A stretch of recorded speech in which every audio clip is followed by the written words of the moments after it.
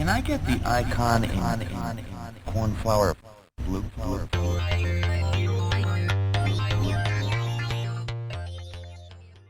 Hey everybody, welcome to episode 12 of Can I Get That Software in Blue? I'm one of your hosts, Chad Tyndall, and along with me is my esteemed co-host, Steve Mazak. Hey everybody. Hey Steve, I noticed a message that came in that the softwareinblue.com domain is renewing on AWS Route 53, which means it's been a year since we decided to start this project. Wow, it's flown by. It's like a kid growing up. It went fast, right? The last year went so fast just in general, but definitely with this. If you guys didn't know we had a website, come by and check it out. There's show notes for every episode, and you can learn more about the guests on the show. The URL is softwareinblue.com. I also saw on I follow the podcasting subreddit, and there was a post on there about the gear acquisition syndrome, Steve, which you mentioned on a previous episode that you have. Yes. But I want to say I read what the definition of gear acquisition syndrome is, and I think that there's technically an out for you on this one because it says it involves the unavoidable compulsion to spend money one does not have on gear, perhaps not even needed. And, you have the money. So technically, It's not gas. yes, Okay. you're safe on this one. You might not need it, but, you can afford it. So it's all right. That's right. Fair. All right, good. I feel a little bit better, but not much. Yeah, you could tell your wife, you read up on the clinical definition of it, and it doesn't apply to you. Yeah. It turns out I have a lesser disease. It's still an obsession. Yeah. And honey, no, It it's not covered under the insurance. Right, it might be an addiction too. I don't know, but it's not something that's negatively impacting your life. So, That's right. That's right. well, we're excited to be joined today by our guest, Dr. Grin Lord. Dr. Lord is a board-certified licensed clinical psychologist. And now that Steve and I have been running the podcast for more than a year, she's here to do some live couples counseling with us to help us work through our issues. We have so much to talk about. So much. I'll help. Yeah, we can do this. Oh, I hope it helps. We can use it. Yeah. She served as a faculty researcher at the University of Washington. She moved into the tech space as the chief clinical officer at Listen, which is lyssn.io, and recently launched her own startup called Empathic. The website there is mpathic.ai, which is billed as a kind of Grammarly, but for detecting and coaching on empathy in your writing, like when you're writing DMs, Slack messages, emails, etc., instead of connecting grammatical errors, which is what Grammarly does. And she's our first medical professional to join the show. Dr. Lord, welcome to the show. Thank you. Glad to be here. We have a disclosure I think we need to do. Yeah, so I should disclose that I invested in Grin's company, Empathic, a little while back. And, after hearing the pitch and just getting to know her a little bit, I was kind of like, how can you not invest in this person and this idea? So it was a very easy decision for me. And I'm really excited to see the success you've had since then. And it just kind of keeps building up this snowball effect. So it's very nice. Thank you. Yeah, you were running the original Angels, so I was super happy about that. Thank you. Yeah, I just lucked out. Right place, right time. So. Is it too late? Can I wet my beak on this one, or is it closed? No, it's definitely closed, but we'll have another round. I don't know what it'll be like then, but yeah, I'll keep you in the loop. Yeah. All right. Wet my beak. Wet my beak. Well, Steve, this is your guest, so why don't you kick it off? Yeah. So, Grin, there's a lot to talk about. So, I think you believe you're a first-time founder. Is that correct? Yep, that's right. Your first experience going through the whole process. And I think maybe a good place to start is just like how you came up with this idea. And I'd love to hear you walk us through kind of the origin of the idea. And then we can ask questions from there and talk about your growth and building the company since then. Yeah, it's been a long time coming for me. I've been studying language and what are the key ingredients that lead to behavior change and objective ratings of empathy. I've been doing that for about 15 years. So this is kind of a natural outcome of a long process that I started on when I was first a psychologist. The origin stories actually start here in Seattle. I'm based in Seattle. I was part of a research trial taking place in our level 1 trauma center called Harborview. And we were looking at folks that were coming into the emergency department after drunk driving. and providing them with about 15 minutes of empathic listening. So they would come in, and treatment as usual is generally giving people resources like you need to go to AA, there might be some shame involved, things like that. And we just kind of radically accepted them, listened to them, and did some other interventions and techniques. And in that research trial, we found that the folks that got the empathic listening had significant drops in their drinking. And that effect held for 3 years after that single conversation and led to a 46% reduction in readmissions. Wow.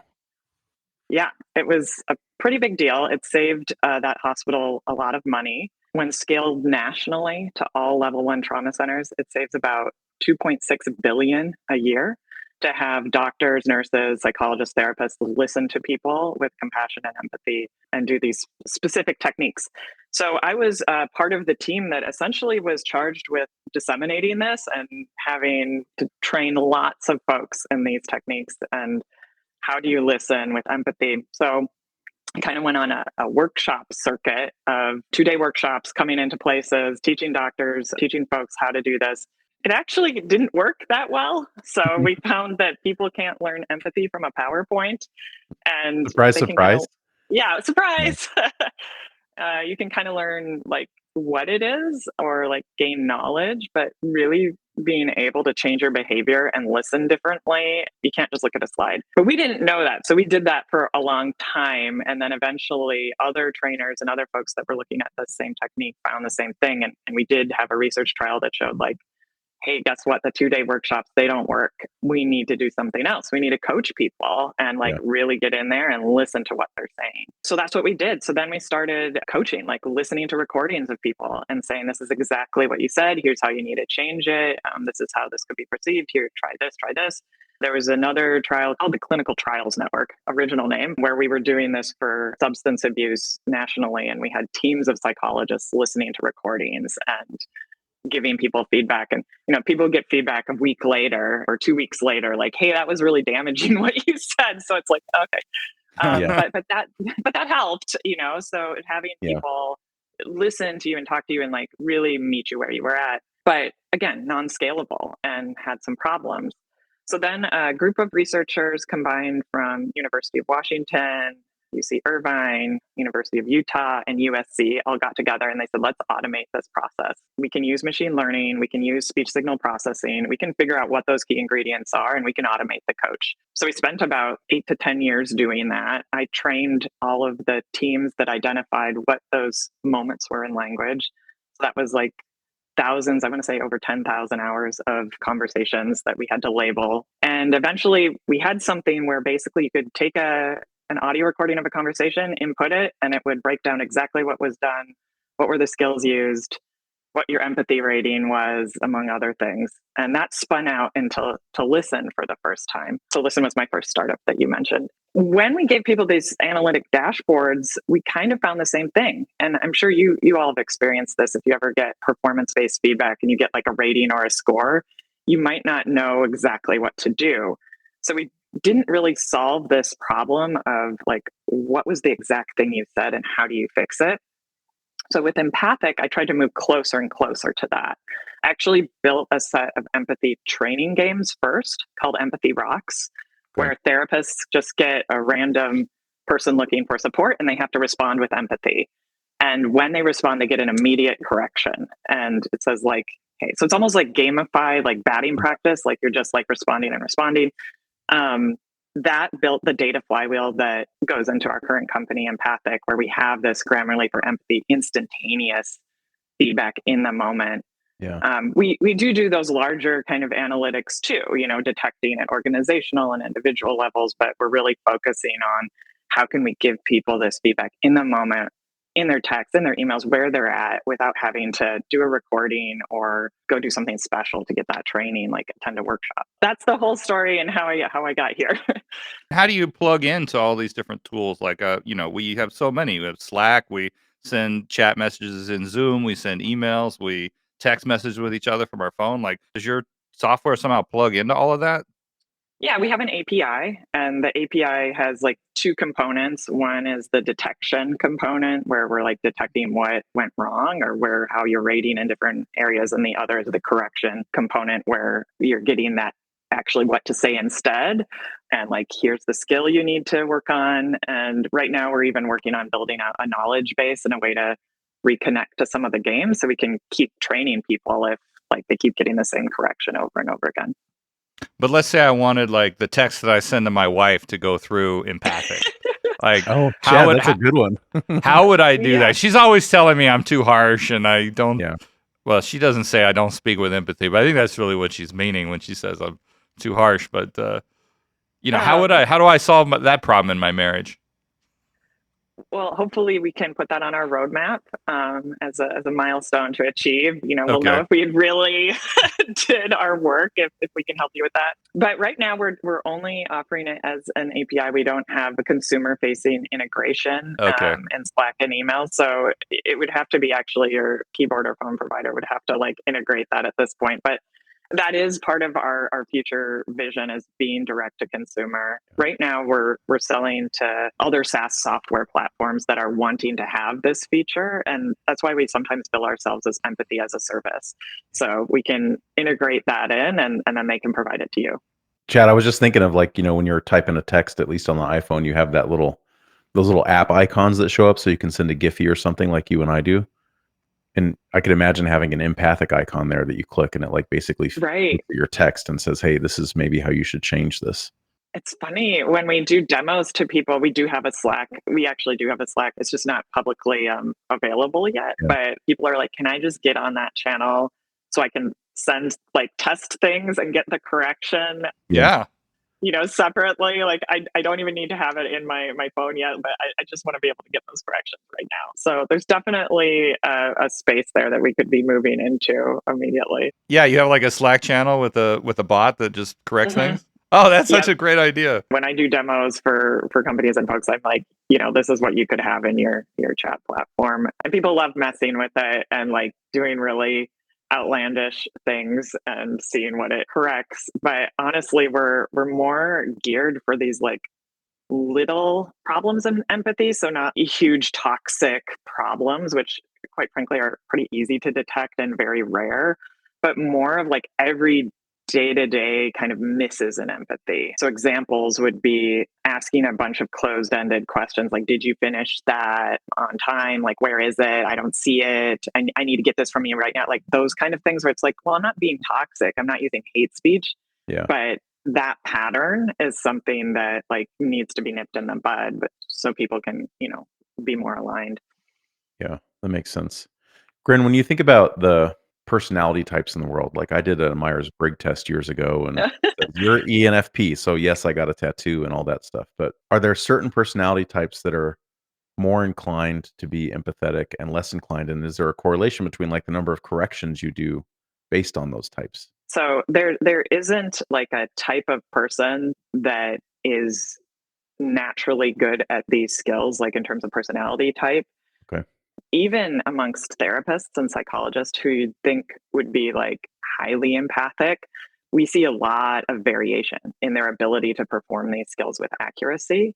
Okay. And there's even some articles, like a famous one written by Bruce Wampold and company that says, can expertise in psychotherapy even be trained? Because what we've found is that a lot of the traditional methods for training people in these settings like don't involve this real-time feedback and correction and deliberate practice. So even amongst our field, there's huge variation in who can actually listen with empathy. It is something that is a specific skill. It does need training. And some folks do just have those abilities. And this is completely anecdotal, but I think a lot of that comes from like things more like attachment style. Like, were you listened to and nurtured as a child? Like, have you seen that be modeled for you, regardless of your personality type? Like, do you understand what it's like to feel heard? And have you had that mom? Do you know how to do those things? And there are people that just, regardless of training, maybe never had an empathy training in their life, will naturally do these things. And there's other folks that like, yeah, you need a lot of work and like it may never come naturally. And having an AI like ours to consistently make those corrections can help folks like that, where it's like, yeah, you need that additional skill. Yeah. So if you have empathic at your organization, let's say it's monitoring the communication in Slack, for example, and email. So much of our communication is verbal and body language. And Right. you lose a lot of that when you type. Right. Yeah. So how do you deal with that with empathy? Because like it feels to me like I would have this comment that I would make in Slack, and I've had this experience at my current company and last company where people read it in all different ways, right? You say one thing and it's interpreted 27 different ways. Yeah. Whereas if they could hear me say it and see my body language, it would probably be more accurately interpreted. You know what I mean? Right. And it only takes that one message to get Yeah. misinterpreted, and then you're spending like an hour, or like when I was a therapist in practice, I would have folks from well-known tech companies over here in Seattle come to me with like text Slack chains and be like, what does this sound like to you? I did this, and like here's this. It's like it's all online. So it can really spin you out. Yeah, and that's our value proposition, is being able to use more of these skills that have a research backing, that we know are objectively and sometimes cross-culturally perceived as empathic, and give that to you as a tool. And you can kind of decide, do I want to accept this suggestion? Do I want to make it more of my personality or not? But if that's getting flagged, then you're getting immediate feedback to yourself to pause and be like, oh, hey, this is something that could be misinterpreted. Maybe I'll take empathic suggestion and replace it, or maybe I'll just like adjust what I'm doing here, because clearly something was set off. And we do voice as well. It's kind of to your point about like body language and things. We have this cool detection called synchrony, which looks at language style matching over time. So people do, when they're experiencing empathy, start to match in the types of words they say, and like the placement of adverbs, like their language patterns start to match, and you can actually detect that. And so we're looking at some of these unconscious things too, and it's not based on any visual AI, but still language. And we found that that's actually, that synchrony metric predicts many of our other metrics. That if someone's in synchrony, it's likely they're going to get high empathy ratings. It's likely they're going to be doing these things because they're already kind of unconsciously showing that they like this person, that they're listening to them, that they're matching over time. Oh, that's fascinating. So you could actually come up with like almost a blueprint of how empathetic an organization is Yep. over time. How do you Yes. detect if that becomes something like ruinous empathy that Kim Scott talks about in her Radical Candor book? Because I can imagine this can go too far too. Exactly. Yeah. You don't want to be, insincere or avoid feedback or authentic connection because of these skills. But What is Steve? What is ruinous empathy? That's a new word for me. I it's enabling behavior basically. Like the way I think about it is if I don't give feedback to an employee because I don't want to hurt their feelings or whatever, that's ruinous empathy. And I noticed this in a lot of managers that I've worked with, and including myself, where I would hesitate to give feedback because I was concerned about how it would make the person feel. sure. And I had to go through this internal dialogue to determine if this feedback was worth giving and worth the potential downside of delivering the feedback. And it wasn't until I read that book, Radical Candor, where I started to understand that if you really care about a person, you will tell them the feedback that you need to give. And I had been misinterpreting it where it was like, I care about them, so I'm not going to tell them. Sure. And I find that very common with new leaders where they just wait to give feedback. And then 5 months later, all of a sudden they want to fire that person. It's like, well, hang on, what happened? And if you trace it Right. back, which you sometimes can do, you realize that they didn't give a piece of feedback. And ever since that, it tainted their interactions with that person. And it just kind of becomes this vicious cycle of like ruinous empathy builds on ruinous empathy to the point where you're like, maybe I have to fire this person now because you didn't give them that one piece of feedback and set the tone for the relationship, if that makes sense. Yeah, it does. It does make sense. But I also got to imagine that people don't want to be hearing stuff like that like constantly either. Yeah, you have to pick your times. But also, I think a lot of delivering feedback to a person, critical feedback, is getting them in the mindset to receive the feedback in the first place. I was just going to talk about that. That's That exactly that right. Yeah. that takes a lot of work. And I learned this from a philosophy teacher that I follow and read his books. And he was saying the hardest part about his teachings is getting people in the mindset to hear the ideas. So he'll talk for 45 minutes to get you prepared and then plant the idea. And so I learned how to give feedback from him Who's using that that? technique. He's a guy named Guy Finley. He runs a foundation in Southern Oregon called Life of Learning. But he's been a really good teacher for me, and he writes a bunch of books and hosts classes. But anyway, it was just fascinating to see how much more effective that was when I deliver feedback. And it's worth taking that extra time, in my opinion. Yeah, there's a Gottman phrase. John Gottman is a couples counselor that's famous, which is to strike when the iron's cold when you're giving feedback. So if you're in the middle of an argument with someone or you're like feeling heated, that you should definitely be giving that feedback, but you want to be mindful of how and when it's delivered. And what empathic does, especially with feedback, is it builds in some things like asking permission before giving feedback, like, hey, would it be okay with you if we go over a couple things from yesterday, rather than like, I got some stuff to tell you right now, like, here, we're going to have this session. So it does like even give you micro moments of like preparing the other person psychologically to receive that. We even have behavioral indicators that say like, hey, you shouldn't send this email, or like this message right now could like lead to a rupture in a relationship. Like, step back for 5 minutes and like go find someone to talk to before you deliver this. So we're really like behavioral in the way that we're approaching this to not have promote avoidance, but to promote that type of readiness. One cool potential future application, and we are actually getting customers asking us for this, is that really our product can be like an Autotune for communication involving behavioral things. So good, And yeah, we have an enterprise customer right now based in the Midwest. Surprise, I'm from Minnesota, so I get this problem. And they're like, yeah, we're pretty good at the empathy part, and we need to be more assertive and direct. And like, we're having problems with like circuitous long conversations. Yeah, so we have an assertiveness model too that is just like very brand new that we're working on and have co-developed with another health coaching company that we're probably going to implement there, where it actually takes your language and makes it a little bit more direct and to the point. So we would kind of sandwich that in between, like, hey, are you ready for this? Let's actually have this authentic conversation right now. I never really thought about the timing aspect. It makes sense hearing it, and in looking back, I think timing is a really important thing. But I've been known to have bad timing with emails and things like that, or talking to sales leaders.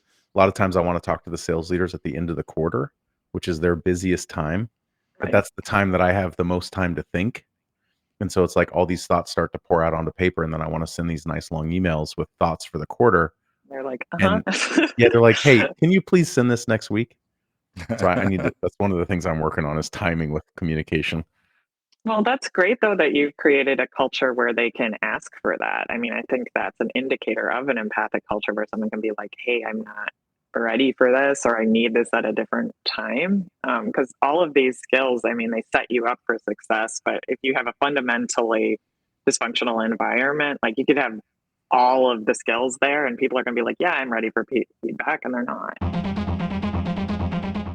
I read several articles that were talking about the fact that, like, basically to Steve's point, that we're remote now, we're sending so many more emails and Slack messages and all of this. They were saying that Slack makes this better because Slack has this culture of using emojis to convey emotional stuff in addition to the words.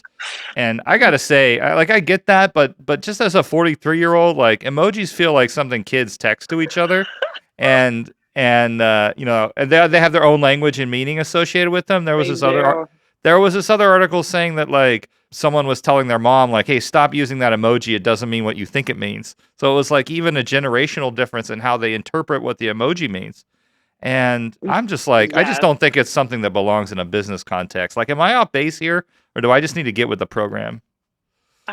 It's so funny. My team literally this morning and yesterday, we were talking about the interpretation of the thumbs up emoji. Exactly. It Yes. essentially means like F you for a lot of people, and especially in Gen Z, the like double thumbs up is just like, cutting off that conversation. Oh, interesting. And I think generationally, there's different emoji languages depending. So, like, maybe for you and I, the thumbs up just means like, I got it. Sounds good to me. Whereas it's highly offensive for like Gen Z.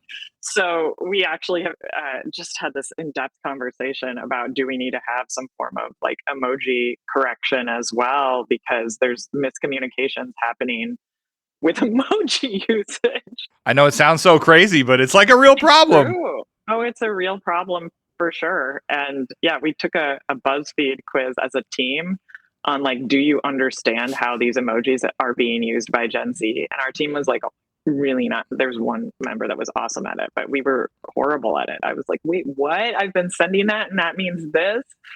So, I mean, the cool thing about having AI like ours is that we are embedding in these systems and like learning from the data. So, and our data flywheel with these empathy training games means that like our definitions and understanding of what's good and bad will shift over time and be more dynamic, because it is really culturally dependent, context specific, like how people interpret these things. Do you think I should use them more? Like, I don't use them at all right now. Unless it's like auto suggested by my Android phone or something. Then that's the only time I've ever sent an emoji. You're hilarious. Yeah, I think we got to build this into our app, and we can help you with this. I know for myself, I have noticed a pattern of folks sending like the laugh cry emoji simply to communicate, if you're about to misinterpret this, I meant this as a joke. Yeah. Like they're proactively sending something to show, like, to soften the blow of the directness of the message. Personally, I would hope that we could use other language tools other than that, and empathic could help with that. But yeah, I think they're really functional. Well, and I also think when you're communicating with friends that you know well, they know what you mean better when you send an emoji. Like Chad and I, we text all the time. I think we really understand what we Your mean when emoji we say, language. yeah, like, and I use the quick reactions in the iPhone, like thumbs up or double exclamation or haha. But then when Chad sends me something really funny, then I feel the need to put on an ROFL or something like that. Oh, that's an old one. Yeah. Yeah. Now you need to start using the skull, because you're dead. What is that? Yeah, see, I don't even know. You're not in the current emoji language. You're dead from laughing. You're dead from laughing. Well, so Steve has the iPhone, and he clicks the laughed at thing. I don't even know how it works, because on my Android it just shows up as an extra text message that says Steve Mazak laughed at this message. I know. That's why we kick all Android users out of our group texts, because that's so annoying. Well, nobody likes to see the green bubbles. I get it from so many of my friends who are like, I hate seeing your stupid color green text messages come in. It's such an ugly green. It's disgusting. Get an iPhone, that lacks empathy. Yeah, there you go. That's correct. Yeah. I mean, I feel the need to say this, that our definition of empathy is accurate understanding. Like, that's how we define it. It's like, do two people understand each other? So it isn't being nice, like, and it isn't like being warm and fuzzy. It's like, did you actually like connect and getting the message across? So some of those things about directness wouldn't necessarily set off the empathic detector and be like, oh no. Yeah. It's more of if you're sensing that misalignment and like things are going in a bad way. Yeah. But if I tell someone like go fuck yourself, like that's pretty direct, I think. Yeah. Yeah, that's someone going to set it off. And I guarantee you the other person understands what I meant. Yeah. No, there was accurate understanding. No, you're totally right. So that's empathetic if I'm doing that? Well, it's actually accurate understanding defined by the receiver. So not you. That's a good clarification. Grin, I have a question for you about this. So, you mentioned like the fact that you're from Minnesota and they kind of have a different approach to communication. I grew up in a much more laid back kind of way of communication and easygoing. I learned how to be more direct when I got into sales, actually, because I started interacting with all different cultures from all over the US and the world.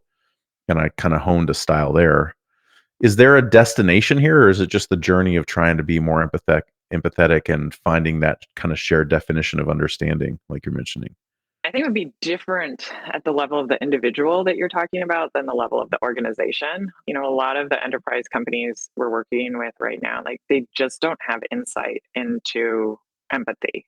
Like Yeah. they might have an NPS score, a customer satisfaction score. They might have like other indicators, but they don't know like what are the behaviors and things that my salespeople, for example, are doing, and like how are those being received, and like what's happening in those conversations. So I think for us, the destination is having insight and being able to connect the dots around like these behaviors lead to these outcomes, and we know exactly what was said and who was saying it and what the behaviors were, and like, do we want to change that or not?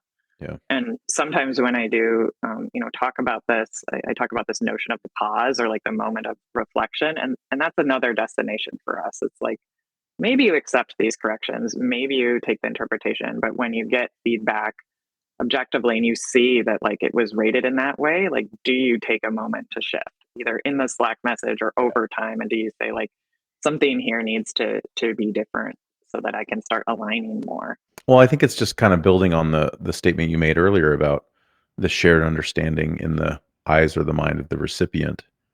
And Mhm. one of the things I think about is like who's right when it comes to interpreting whether or not my message was empathetic. And Mhm. obviously with AI, you have to worry about things like overfitting and stuff like that. So how do you know that your definition of empathy that you're building into the AI is accurate? Was my original question, but then you made me think differently about it when you mentioned that it's this shared understanding idea. Yeah, and let me just tack on to that, because I watched an interview that you gave on another podcast where you were talking about the fact that meaning and empathy is relative to each culture and different depending on who you're talking to. And I wasn't quite sure what you meant by that. And I think it would play into, the shared understanding concept. How can you Right. have shared understanding if it is culturally relative? Right. Yeah. So, for example, there have been some studies done around mentorship and like in different cultures and what is perceived as like good mentorship and guidance. There's subpopulations in the US where like the mentor is kind of like the guide that opens the door to empower an individual to like become something. Like that's a very culturally dependent idea. Whereas in Russia and China, it would be odd if you weren't giving direct advice and telling people. It would be seen as like a confusing mismatch if you were coming to someone as a mentor and they weren't telling you exactly what to do and what their wisdom was. So I think there is specific ideas around that. That being said, some of the skills that we have in empathic have been cross-culturally tested, like globally. One of them being like the idea of an open-ended question being perceived as leading to more synchrony and alignment than series of closed-ended questions. Others have to do with reflective listening and like repeating back what you heard before you make a new statement.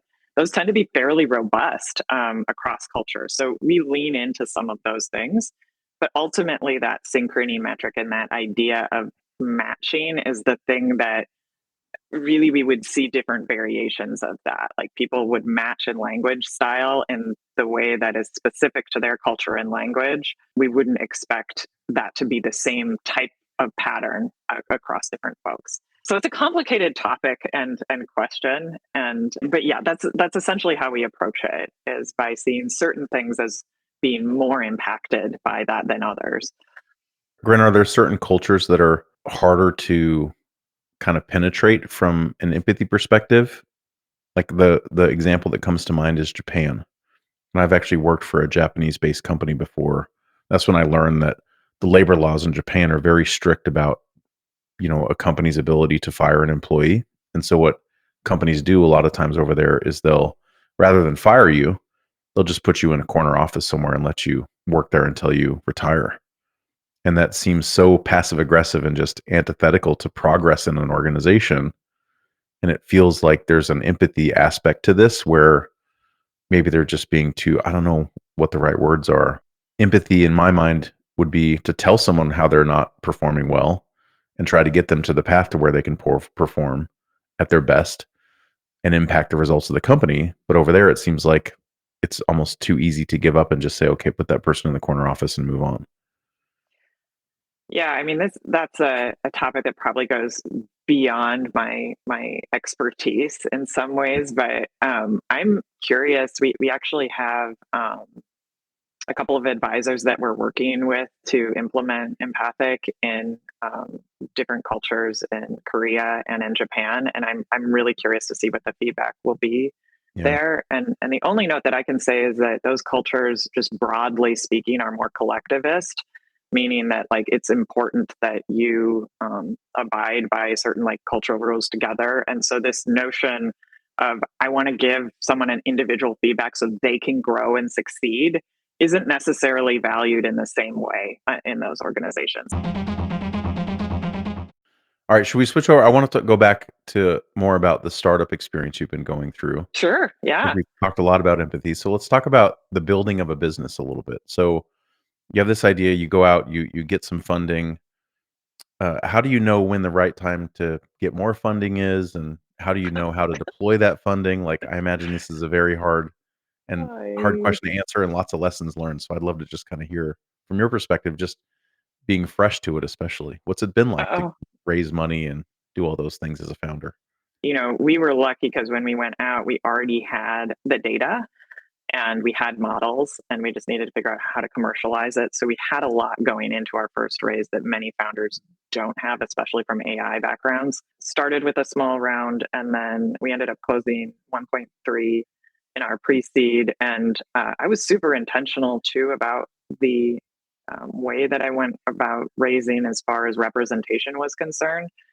Yeah. 82% of, I'm not sure exactly on that stat, but I think 82% of our VCs are underrepresented GPs, so women Okay. and people of color.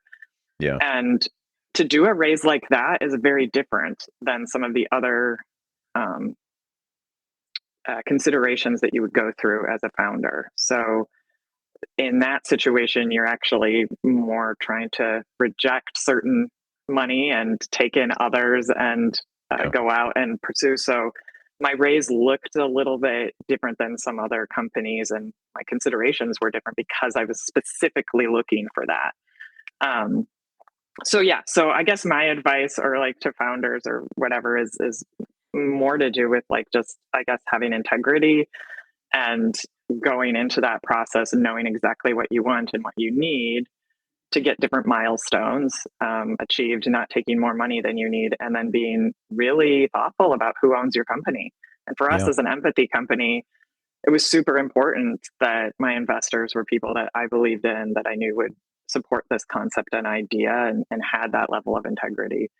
Um, so yeah, I could talk about that for a while, but that's my initial thought. Are you following any sort of methodology for how you approach this? Like, I think about this, Steve and I listen to this All In podcast, and David Sachs, who runs Craft Ventures, is one of the hosts on there, and he has this cadence that he talks about for how he runs his companies through, like, well, when you go from 10 employees to 50 employees, this is how things should be structured. 50 to 500, this is how things should be structured. Are you following some sort of process like that with maybe one of your VCs is helping you, or how do you think about those problems?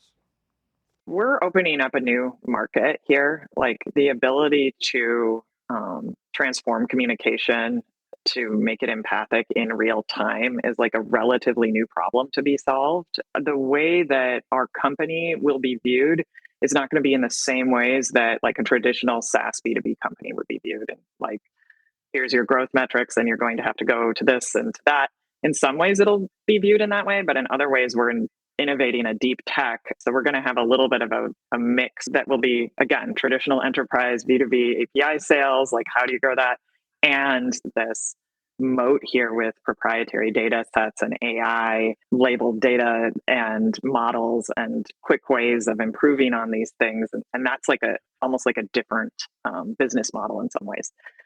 Yeah, but your investors still have to value the business based on traditional metrics like recurring revenue, net retention rates, customer acquisition costs, all that stuff, right? Or are you saying that somehow they're also valuing it in some other way as well? Yeah, I'd say it's two things. So I think the traditional metrics, of course, we need to have a business here. It's a venture scale company, but also in terms of the type of data that we're getting, how we're curating it, there's like a kind of an IP moat there that's a little bit different.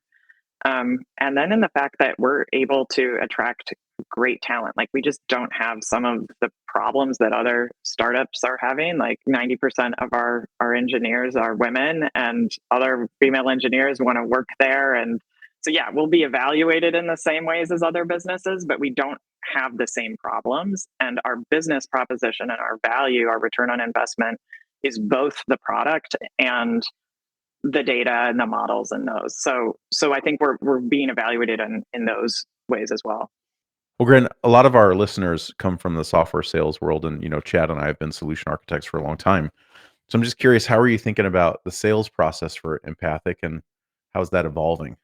Right now, again, we're a pre-seed stage company, so it's founder-led sales, and I'm the one that's leading those sales processes and doing discovery with companies around how do they want to integrate an engine like ours and what makes sense. And eventually we'll be focusing much more on the developer themselves and Okay. having open documentation, not behind a login, so people can see like exactly how they would want to integrate this. But the sales process for me has been meeting with business leaders, director of product, C-level folks, and that really want to create transformative change in their product or like have insights that they haven't had before. So most of our sales motion is not developer led. It's coming, top down. Well, I could see these big corporations, reading these various, it's a hot topic. There's a lot of posts on Fortune and HBR and everything else about how important empathy is. And yeah, I mean, the numbers that you quote you mentioned your Pi Day, Portland Incubator Experiment Demo Day, in the video there, you quote numbers like problematic texts and emails cost corporations $37 billion a year. 17% revenue loss in customer calls that lack empathy and connection. So I could see these corporations really wanting to, as a top down, like you said, solve this problem somehow. How would you sort of coach them to use this in a way that doesn't sound fake? Because I'm already starting to see this. I'll call my ISP at home and I'll have some issue and they'll try to be all empathetic. Like, I understand you're having issues with this service and that must be very frustrating. Let me look into this. And it's just so robotic and not at all convincing. So how could they avoid that problem if they're trying to, use your tools with voice? Yeah, I mean, I think some of the core of what you're getting at is this discrepancy between skills and empathy. And like we can train you with some difficulty, we can train you to do these skills, but if you don't like the person you're talking to, it's going to come out. Or if you are following a script, it's going to come out. So again, that with our product, we do that dual kind of measuring the skills and then measuring the unconscious indicators of alignment. And a call like that, where you're like, well, my feeling is right now I'm upset with this product. Like, and they're like, I understand. Da, da, da. Like that's going to come out in like really low synchrony rate. That's going to come out low on a lot of indicators because you're the one that decides what's empathetic, not them, and not them following these skills. So that's where they would get feedback on like, hey, it looks like you're hitting all these marks, like you're doing all these things.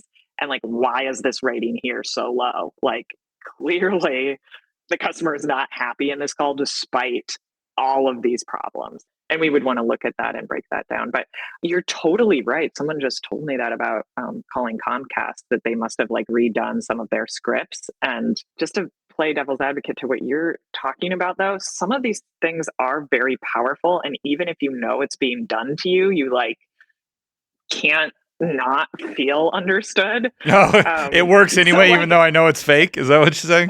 Sometimes. So if you were to practice like reflective listening with your wife or your partner, where you literally like a robot repeat back what you heard, like seems like you're feeling X, like seems like you're feeling Y, and that's all you did, even with the other person's knowledge that you were doing that, there is alignment. Like it's magnetic, where you're like, oh, like I see it happening, but like they are correct that I feel that way. So like, how do I get out of this? Yeah. So it's not ideal. Like you don't want to just have the skills. You want to have more than the skills, but the skills have some power that you can consciously switch into those modes and say, I am going to like practice this thing.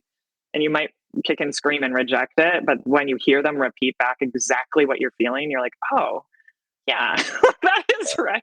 Like, That's right. It always makes me think of that movie White Men Can't Jump, where they're sleeping in bed at night, and Woody Harrelson's girlfriend wakes up and says she's thirsty, and he gets up to get a glass of water, and she's like, "You asshole! You know, I don't want you to solve my problem. I want you to like say that you too have been No. thirsty and you understand my thirst and you empathize Empathy. with me." And I'm like, "No, man, if I'm thirsty, I want someone to go give me a drink, you know?" Oh, that's so funny. I was reminded of a comedian, Jay Moore. My wife and I listened to his stand-up once years ago, and he had a line where he said, "Couples that hate together stay together." And he was talking about, you know, how he and his wife will like hate on certain things together. And we had a conversation about it actually, where we're talking about how sometimes, most of the time, she just wants me to listen, and I'm a problem solver. So it's been an adjustment in our relationship because I want to go get a glass of water. I think it's interesting where I've learned with her to get better and better at like being there and being empathetic is just honestly, sometimes I just have to hate on the person she's complaining about a little bit with her. You're aligning, yeah. Yeah, we're aligning, even though I don't want to hate on that person or believe what I'm saying. Really, it's just like, okay, she's upset. I need to at least get to the same, I don't know, frequency, and then, you know, take it from there. Exactly. Yeah. That's that alignment, that synchrony, that's empathy. It's not them. We actually have this indicator called confront, which is when you essentially disagree or judge the other person. And we have positive confronts. So a positive confront would be if you're calling the tech line and you're like, hey, I really hate this product. And they're like, thank you so much for caring. Like it's clear that you like really are like committed to our blah, blah, blah, like just some sort of thing like that, Yeah. where it's like, actually, I totally didn't say that. And I definitely don't agree. Or the classic example, like in my training and therapy, is if like a patient comes in and they're feeling like really down in the dumps and like totally miserable. And you're just like, seize the day. You came here today. You can do it. Like, I see within you. You have it. It's just like complete mismatch. And so we code those, even in empathic, as like that's a positive confront, like the valence. And some people call this like toxic positivity. Like, you know, it's something where it's like so mismatched that you really want that alignment. Yeah. You just made me think of something funny. It's one of the reasons I haven't bought like any Peloton exercise equipment or anything like that. Part of the reason is because I don't like to exercise. But the other one is, you know, I see these videos of these trainers and they're just uber positive and trying to pump you up. And I'm like, I want the trainer that says, I know you don't want to be here. I don't want to be here either. Let's get this over with. And like, work through our exercise and anger. Yes. Just pedal harder. It's gonna fucking suck for like 5 minutes. Just go. Maybe they have one of those people. I don't know, but they totally should. Right. Like that would be empathic. I think that's the thing, is that the construct gets a little bit like, people are like, oh, empathy means nice. Empathy means this. It's like, no, it means exactly what you're talking about, like alignment, where it's like, yeah, we're both here together in this. Like, let's not pretend. Like, I see what you're feeling. I feel that way. Like, let's go. Yeah. You need the Emperor from Star Wars who teaches Peloponnese, like, let the hate flow through you. Yes. That's right. They should call it the Palpatine 30-minute exercise or something. That's right. Channel your hate into that pedals. That's too funny. Steve, do you find yourself using that technique when you're working with customers at all? Yeah. Sometimes it's tricky because, you know, they'll have frustrations with the product that we sell. And you have to walk this line between bad talking your product and, you know, helping them understand that you are there with them. I find that difficult sometimes, right? Like, I don't want to bad talk our product because I do believe in it, but I also know that it's fairly new, right? Some of the stuff we develop at our company, it's not that old and it's going to take a while to mature. And so you have to find this common ground with the person on the other side of the phone where you're like, yeah, I get it. I totally understand. I would have thought the same thing you thought at this stage, and we're making progress. And I give them like this message of hope that because we agree with you on where we're at as a product, but we also see a path to a better place.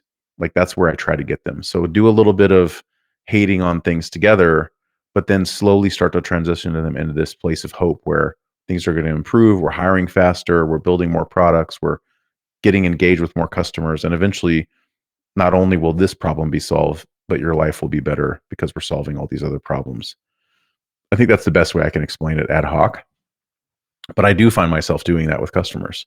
It's like, oh, this thing sucks. Yeah, I know it sucks. It does suck. Like if I were a developer, I'd be frustrated. But there is hope because we're having this conversation and I have power to go influence what we do and what we build.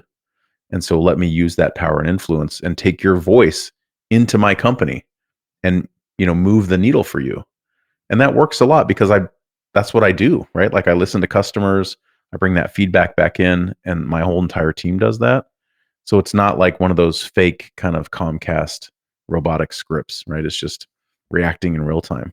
No, that makes sense when it's like something that could be changed. Like Yeah. I had a customer right before we recorded this earlier this morning. I had a customer call with a FinServe company, and they're using our database, and they were saying, well, we're seeing these errors. These errors get reported from time to time. They're intermittent, and I knew exactly what the problem was. But it's like those errors are never going to go away. It's inherent in using the product, and I had to explain to them that they need to accept the fact that those errors will always happen sometimes, and they need to change their code in order to accommodate the fact that they will happen. There's no getting rid of them. And I don't know. I could have been like, yeah, I know it's really frustrating that these errors happen all the time. I probably could have been more, but I was just like, well, let me just explain to you what's happening. I took that New Yorker, like, here's what it is. Here's how you deal with it in your code. Like, and then you just need to accept it in there. But they actually pushed back because they were like, well, I'm going to have to show this dashboard to my boss, and they're going to want to know what these errors are. And they can't, they don't want us to say that we're just ignoring them. Well, I think you just gave me an idea for Grin, which is like running the stack trace exceptions through the empathy AI. I was just thinking that. I was like, if you have a sales playbook, or if you have the scripts, or if you have the prompts, like let's run them through and help you tweak them. Because as I'm hearing you both talk out loud, of course, what's going on in my head are all the like little tweaks and corrections that you could do to still meet your goals, but like give them that much more power. Grant, I was thinking maybe we're getting close to the end of time. Sure. I would love to hear from you just some surprises you've had along the way on your journey to creating Empathic, and you're now a year plus in after founding the company, if I'm not mistaken. Like, what are some of the surprises you've had, both pleasantly and not so pleasant, on this journey? I think on the pleasant end is being able to talk to folks like you and to be working in a software space and into places that, are wanting culture change but don't know how to go about it. Yeah. And to do some of that cross-functional, like cross-domain work where like I'm talking to developers that have maybe never had an empathy training before and are trying to figure this out. And like that to me is like the most rewarding and exciting and surprising part, is to see how hungry people are for this. I guess on the other end has been seeing some of the conversations and the data that are coming out of these companies and being like, oh, it really is that bad. Like, Oh, really? Yeah. my history and background is in research and in therapeutic conversations, and I know how things go in those conversations. And now we're taking these evidence-based skills and putting them in sales calls, like insurance, HR, and like the level of security and NDAs we have to go through and like protocols, because they're about to give us the conversations where things didn't go well. And we have to analyze that and understand that and help them through that. I'm really happy those companies are willing to be vulnerable, and obviously we have the security to handle that. But it's like if we don't open this up and start to work on it, like you can't make those kind of changes. So that's been surprising. It shouldn't be surprising, but it's been like, oh, like conversations can get really bad, and like things cannot go well, and like we need to adapt our models in way X because like we couldn't have possibly imagined this like in this way coming out. So that's been kind of cool and surprising and fun from an AI perspective as well. I wanted to make sure we talk about this article that Steve had brought up at the beginning, which is about negative feedback making empathetic leaders less effective. I mean, look, there's so many articles that have come out. Forbes just wrote one about how empathy is the most important leadership skill, right? But then this article that HBR just published a couple weeks ago, January 27th, 2022, they basically said that empathetic leaders, when they give negative feedback and the person receives it in a negative way, maybe has a bad reaction to it or whatever, the empathetic leader essentially feels more stress. They get emotionally drained by giving this negative feedback, maybe than a leader who's less empathetic and just gives the feedback and moves on to the next thing in their life. So it actually makes the leader less effective after they give the negative feedback because it's hard for them to do it because they feel the other person's pain, I guess. We have similar studies in psychology around highly empathic people that go into being therapists are generally the first to burn out. So if you take someone that is like naturalistically, like without training, already compassionate and can feel what other people feel, they don't last but a couple of years as therapists. And actually, it's the hardened folks like myself that have been in this field for up to 20 years that have listened to so many of these conversations and can have a little bit of a barrier around that end up lasting.